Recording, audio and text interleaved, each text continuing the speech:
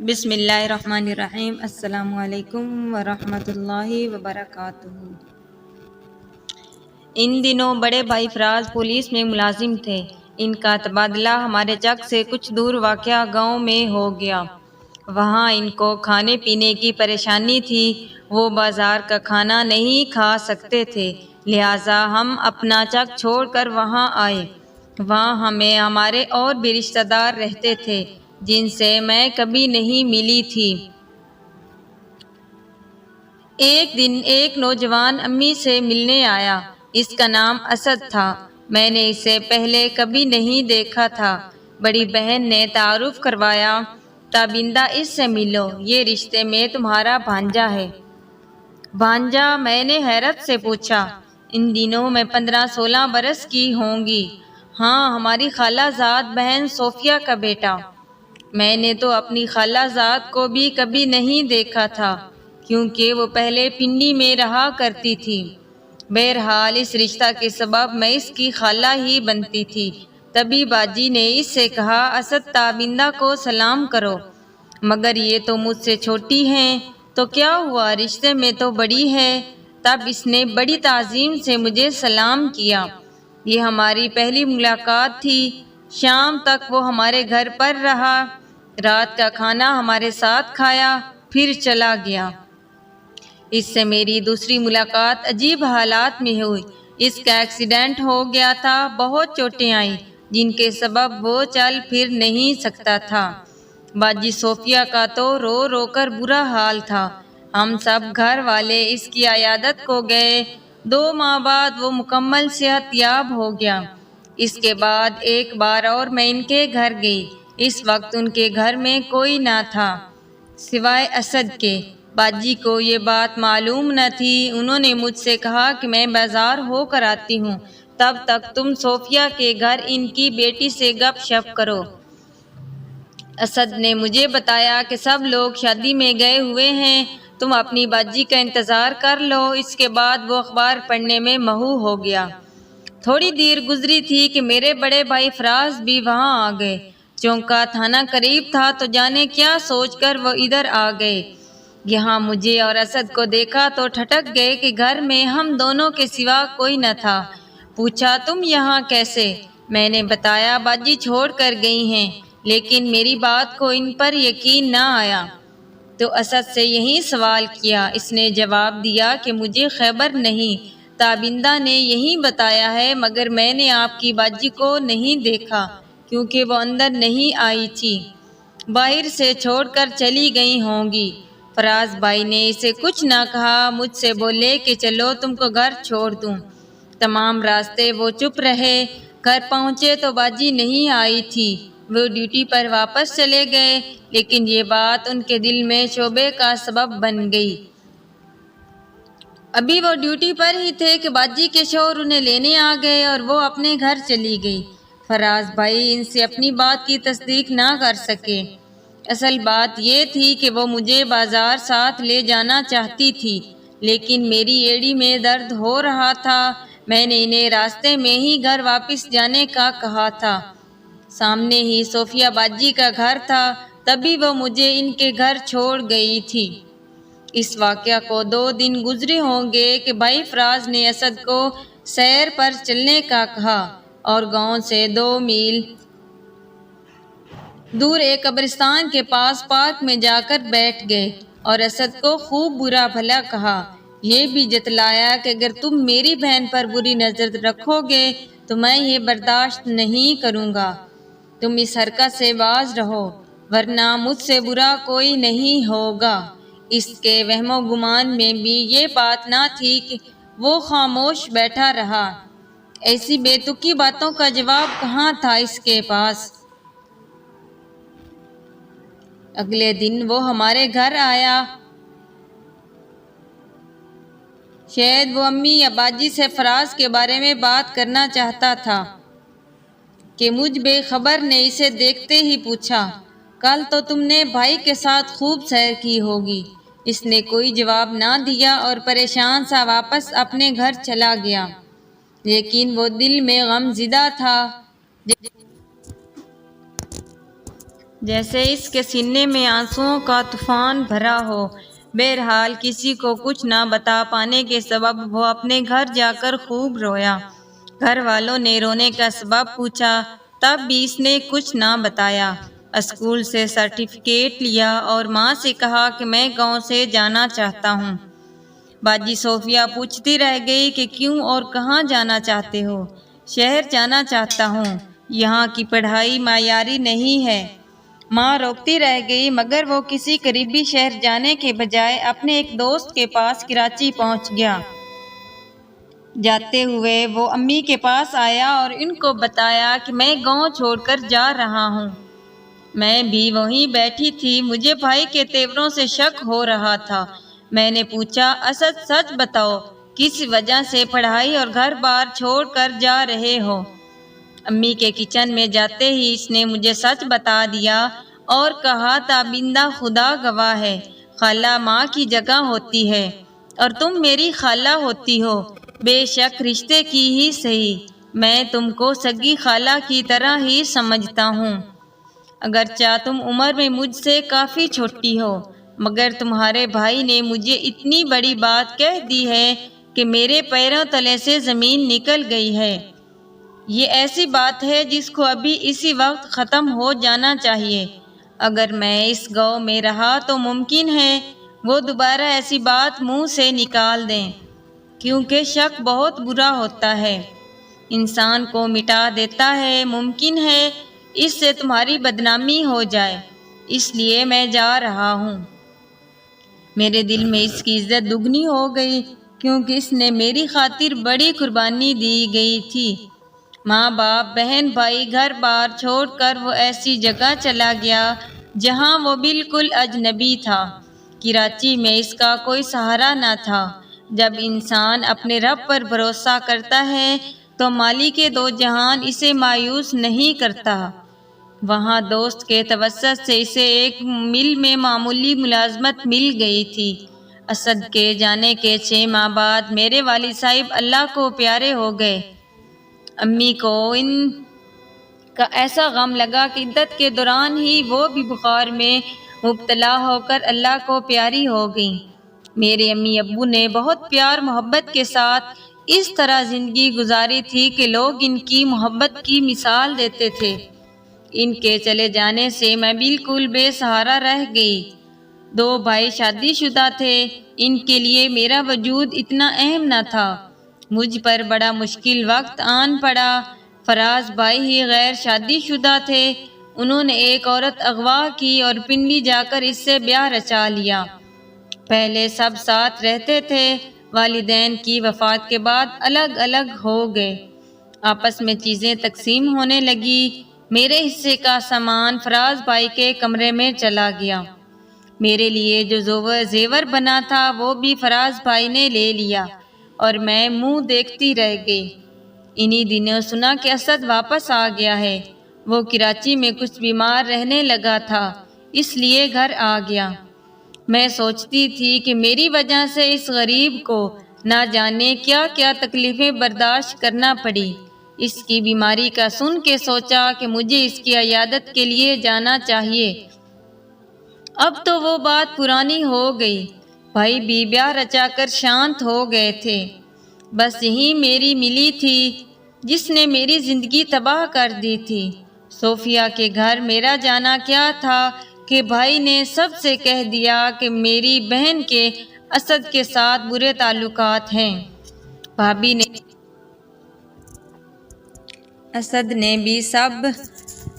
بھی سب میں مشہور کر دیا کہ تابندہ عشق میں آپے سے باہر ہو جاتی ہے۔ تبھی اسد کے آنے پر وہ اپنے قدم نہ روک سکی اور اس سے ملنے چلی گئی۔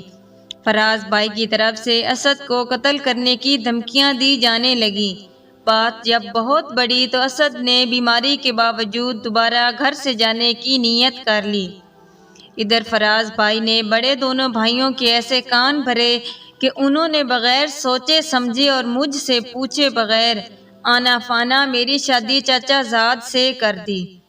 شادی کی پہلی رات شوہر نے مجھ پر الزام لگایا کہ تم اسد کو چاہتی تھی۔ میں نے اس کے ساتھ تمہارے غیر تعلقات کی باتیں سن رکھی تھیں۔ اگر اس میں صداقت ہوئی تو میں اس کو قتل کرا دوں گا۔ اگر وہ کبھی بھولے سے بھی ادھر آیا تو میں اسے جان سے مار ڈالوں گا۔ میں نے رو رو کر یقین دلایا کہ یہ جھوٹ ہے، مگر میرے دلہا کو میرا یقین نہ آیا۔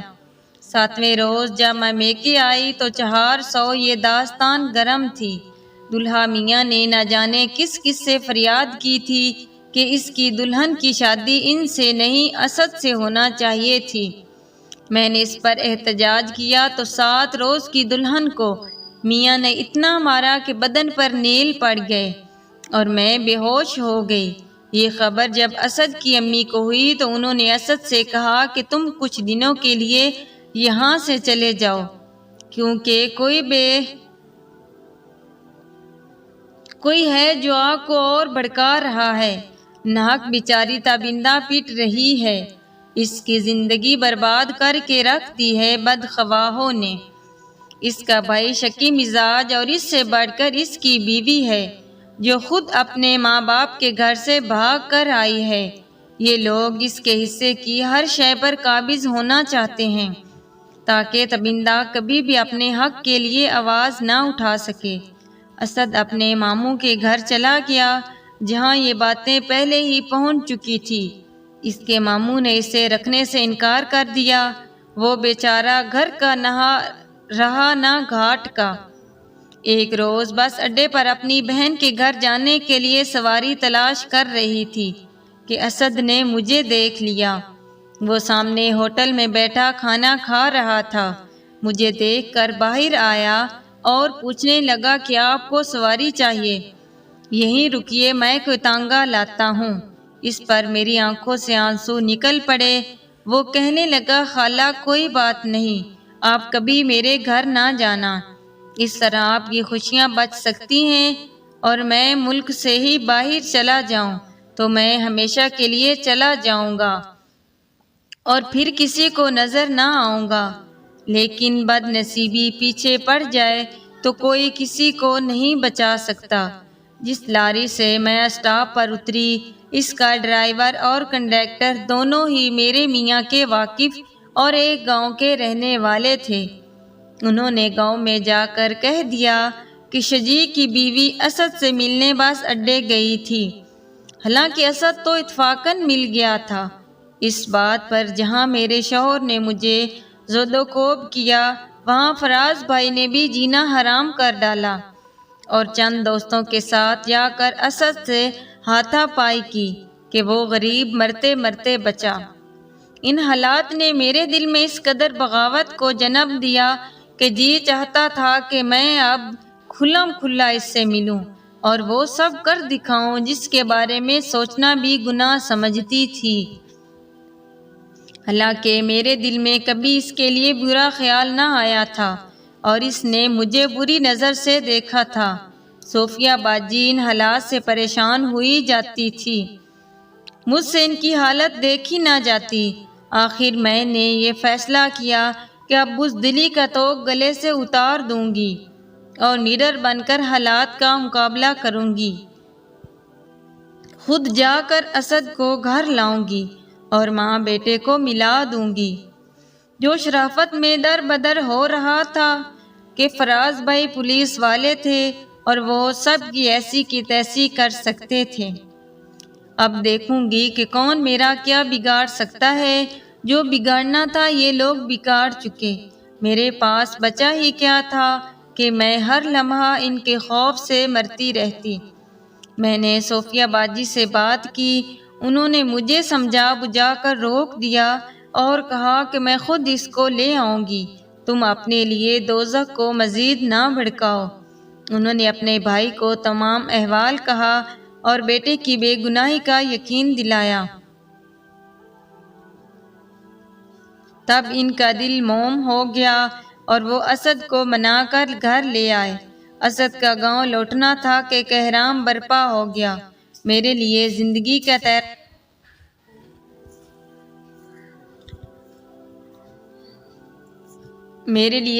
کا تہرا تنگ اور مزید بدنامیوں کے باب کھل گئے۔ اس بربادی میں میری بھابھی نے بڑھ چڑھ کر حصہ لیا اور یہ الزام لگایا کہ تابندہ جو زیور لے گئی ہے واپس کر دے، جبکہ زیور تو انہوں نے ہی رکھے ہوئے تھے۔ میرے شوہر کو یہ باور کروا دیا کہ ہم نے تو شادی کے دن زیور دے دیا تھا، اس نے اسد کو دے دیا ہے۔ اب بھلا میری بربادی میں کون سی کسر رہ گئی تھی؟ یہ وہ عورت تھی جو خود تو گھر سے بھاگ کر آئی تھی اور اپنی بے قصور نند کو اور بے سہارا کرنے پر تلی ہوئی تھی۔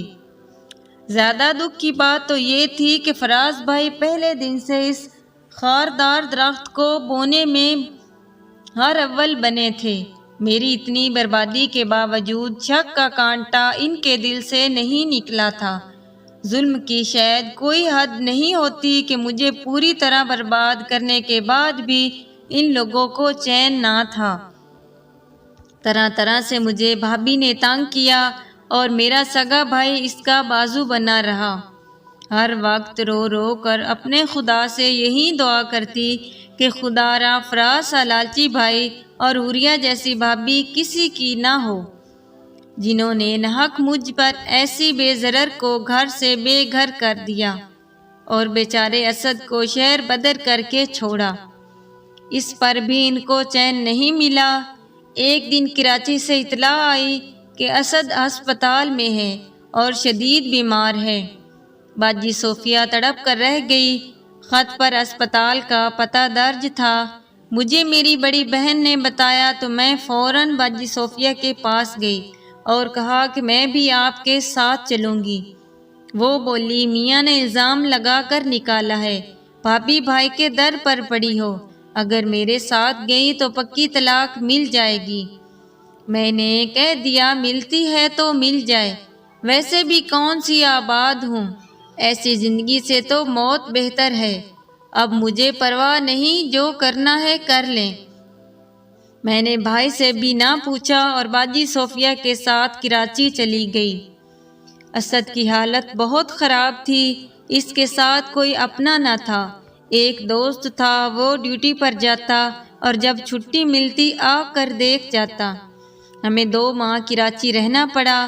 جب اسد بالکل ٹھیک ہو گیا تو ہم واپس آئے۔ پتہ چلا کہ میری طلاق کے نوٹس آئے رکھے ہیں۔